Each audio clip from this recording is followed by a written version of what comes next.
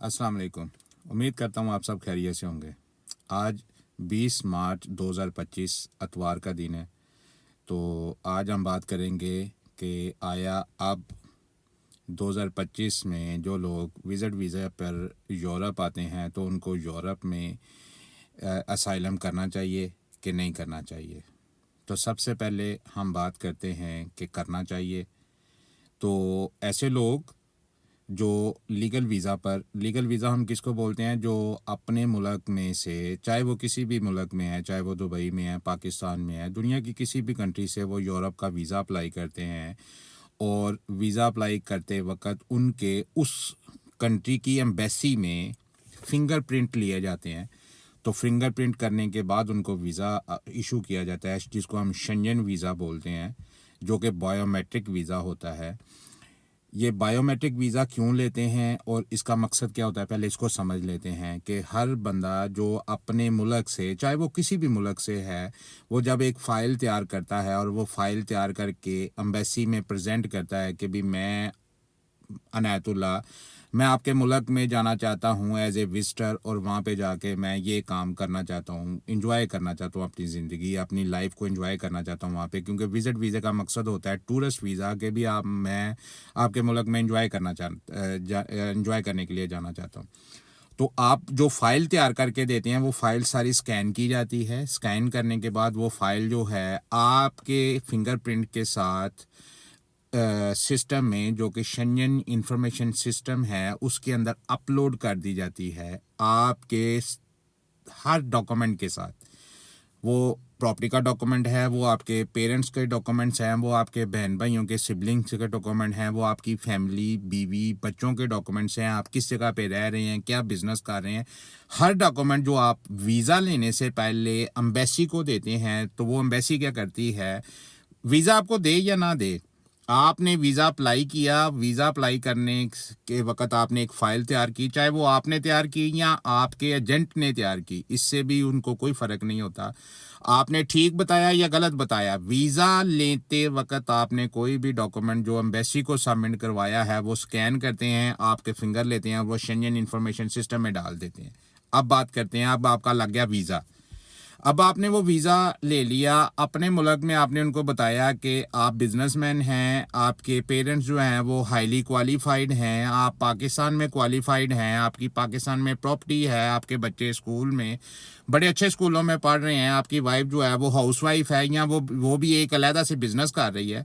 तो उस बेस के ऊपर जो भी आपने बेस बनाई, आपको वीज़ा मिल गया। अब आपने जब उनको वीज़ा लेने से पहले आपने उनको बताया कि आज है 20 मार्च 2025 और हम जो हैं वो 1 मई से ट्रैवल करना चाहते हैं।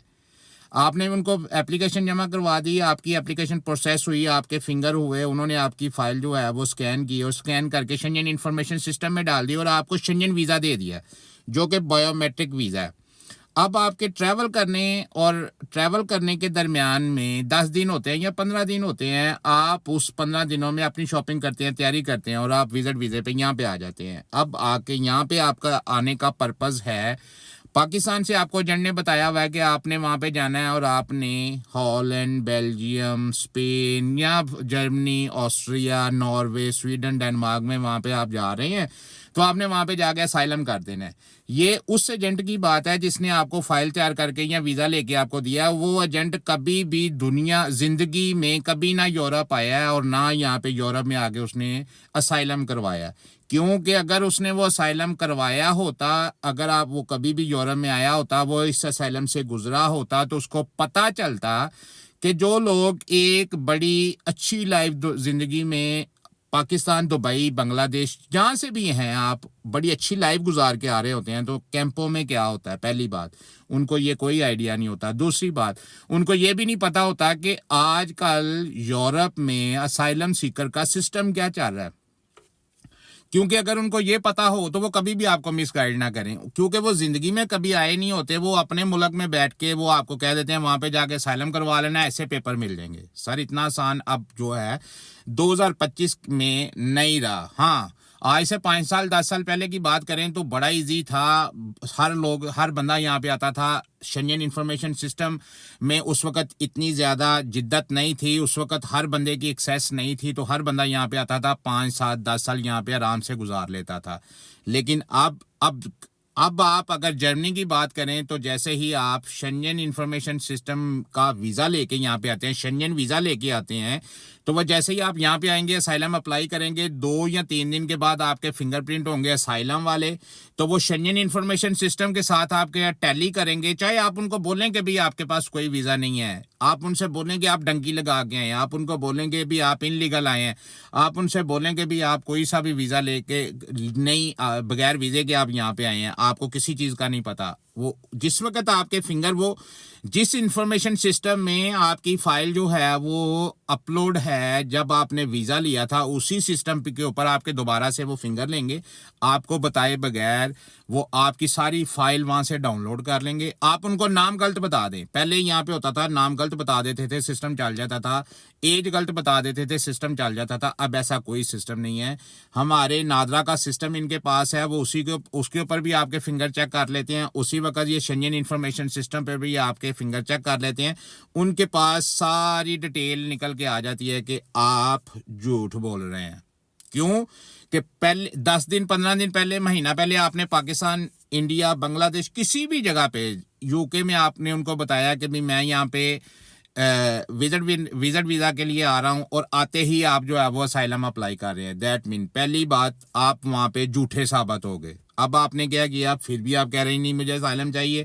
وہ آپ سے انٹرویو لیں گے، پاسبل ہے ان 10-15 دنوں میں آپ کو کوئی پرابلم ہو گئی ہو تو آپ نے دوبارہ سے وہ آپ سے پوچھیں گے جی ہاں ٹھیک ہے، آپ ہمیں بتائیں کہ بھی آپ کو کیا پرابلم ہے. اب جب آپ یہاں پہ آتے ہیں، آپ کے پاس کوئی ایک لائبلٹی نہیں ہوتی، کوئی آپ کے پاس کیس ہی نہیں ہوتا، آپ ایسا انہیں کوئی ثبوت ہی نہیں دے سکتے کہ بھی جس کی وجہ سے وہ کہیں کہ بھی ٹھیک ہے ہم آپ کو یہاں پہ آپ کا کیس سنتے ہیں اور آپ ہمیں جو ہے وہ یہاں پہ رہ سکتے ہیں.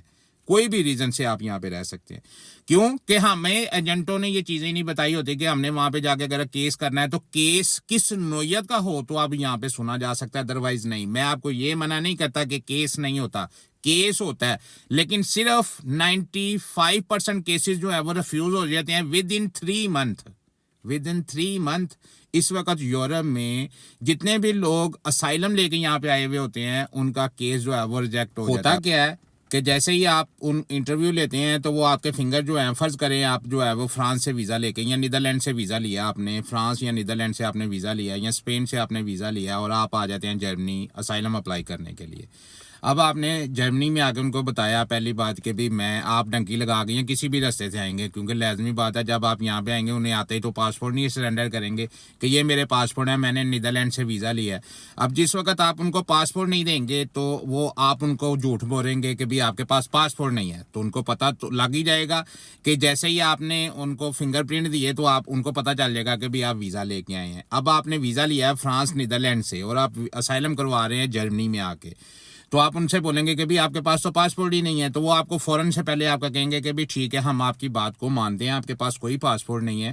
آپ کو نہیں بولیں گے چاہے، وہ آپ کو یہی بولیں گے کہ بھی ٹھیک ہے اوکے ہو گیا. وہ آپ کو ایک ویک کے اندر، جس دن آپ ویزا اسائلم کا انٹرویو دیں گے، وہ آپ کو ایک مہینے یا میکسیمم 3 مہینے لگا لیں، وہ آپ کو کیمپوں میں رکھیں گے جہاں پہ وہ جانوروں کی طرح انہوں نے لوگوں کو بند کیا ہوا ہوتا ہے، بھرا ہوا ہوتا ہے. ایک کمرے میں 6 لوگ بیٹھے لیٹے ہوئے ہوتے ہیں، چھوٹا سا کمرہ ہوتا ہے، 2 بیڈ ادھر لگے ہوئے ہیں، اوپر نیچے 2 بیڈ ادھر لگے ہوئے ہیں، اس میں آپ کو رکھیں گے. اور ود ان 2 to 3 منتھ جو ہیں، 1 مہینہ تو بڑی مشکل ہے وہ آپ کا گزارے، لیکن ہم 3 مہینے لگا لیتے ہیں. 3 مہینے کے اندر وہ آپ کو جو ہے وہ کنٹری آؤٹ کا لیٹر دے دیں گے، جس کو ہم ڈبلن بولتے ہیں، کہ آپ نے ویزا نیدرلینڈ سے لیا ہے، آپ کا کیس ہم نہیں سن سکتے، آپ نیدرلینڈ میں چلے جائیں اور وہاں پہ جا کے ویزا اپلائی کریں. کیوں کہ یہ ہم ان لوگوں کو بولتے ہیں جو آتے ہی ان کے ساتھ جھوٹ بول دیتے ہیں کہ بھی ہمارے پاس پاسپورٹ ہی نہیں ہے. کیوں کہ وہ سمجھ رہے ہوتے ہیں، جو اسائلم اپلائی کر رہا ہوتا ہے وہ یہ سمجھ رہا ہوتا ہے کہ ان کو تو کیسے پتہ چلے گا کہ بھی یہ کیسے ہوا ہے.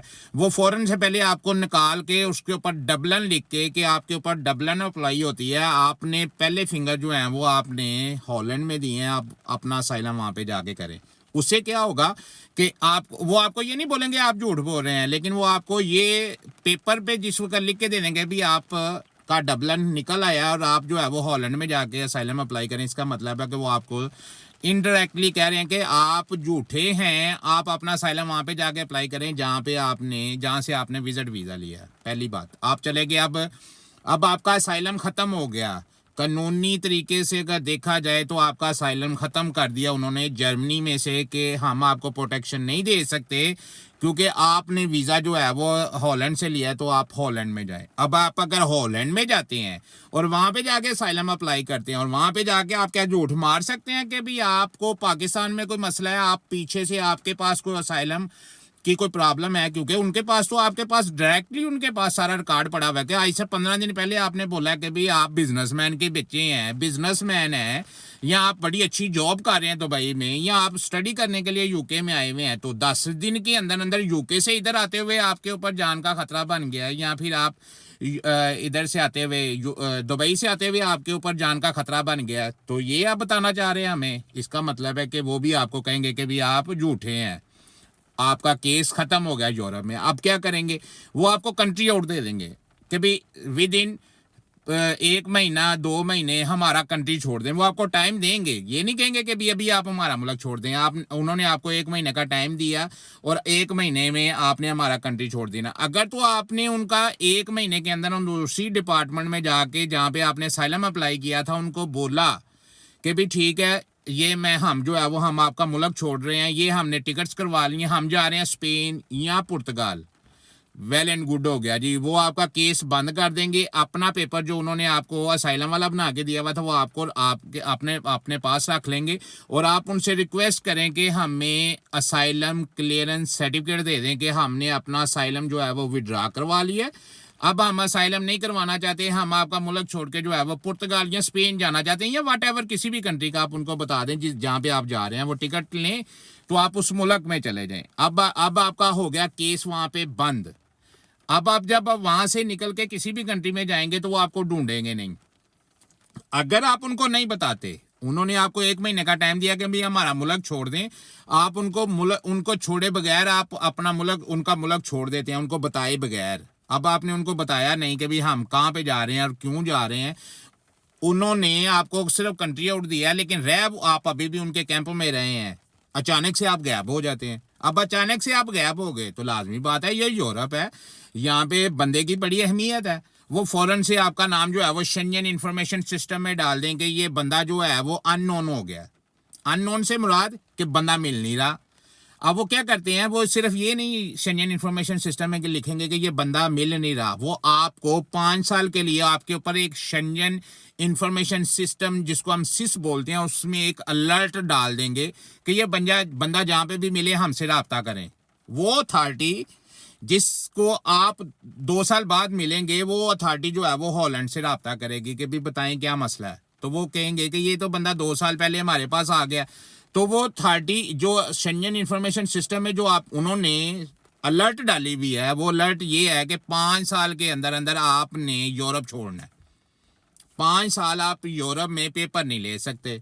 अब क्या होगा, अब आप टेंशन में पड़ जाएंगे कि यार मैं तो वहाँ से निकल के इधर भी आ गया था, मुझे उन्होंने बताया, लेकिन वो आपने जो प्रोसीजर है वो आपने फॉलो नहीं किया। आपने जब भी किसी मुल्क की कंट्री छोड़नी है, मुल्क छोड़ना है, तो उनको उस डिपार्टमेंट को बताना है जहाँ पे आपने प्रोटेक्शन के लिए अप्लाई किया हुआ था। वो आपके लिए फिक्रमंद है कि आपको हो सकता है कि वाकई कोई प्रॉब्लम ना हो, आप अचानक से कहाँ पे गायब हो गए, आपको किसी ने नुकसान तो नहीं पहुंचा दिया। ये इसलिए आपका नाम जो है वो शेंजन इंफॉर्मेशन सिस्टम में डालते हैं। खुदारा अगर आपने ये गलती कर ली है, मेरी वीडियो देख रहे हैं, तो अगर आपने असाइलम अप्लाई किया हुआ है तो अथॉरिटी को बता के उनका मुल्क छोड़ें। अगर उन्होंने आपको मुल्क छोड़ने की लेटर दे दिया है तो उनका मुल्क छोड़ दें। अगर आप उनका मुल्क नहीं छोड़ेंगे फिर भी शेंजन इंफॉर्मेशन सिस्टम में नाम डाल देंगे, आपको ब्लैक लिस्ट कर देंगे शेंजन इंफॉर्मेशन सिस्टम में।